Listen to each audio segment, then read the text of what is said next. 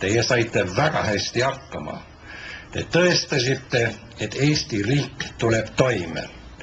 Riigiga on nagu inimesega.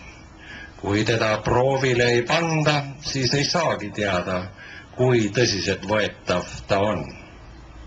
Mul on hea meel, väga hea meel, et saan uhke olla, sest meie tulime toime. Me tulime toime tänu teile. Eesti politsei ja Eesti rahvas oli silmitsi enneolematuga. Rahutused Tallinnas ja mujal Eestis nõudsid politseilt senisest suuremat valmisolekut, pingetaluvust ja kainet meelt. Tegemist ei olnud lihtsalt ühe suure politseioperatsiooniga. Üle Eesti pealinna kokku tulnud politseinikud seisid ühtsena meie riigi turvalisuse eest.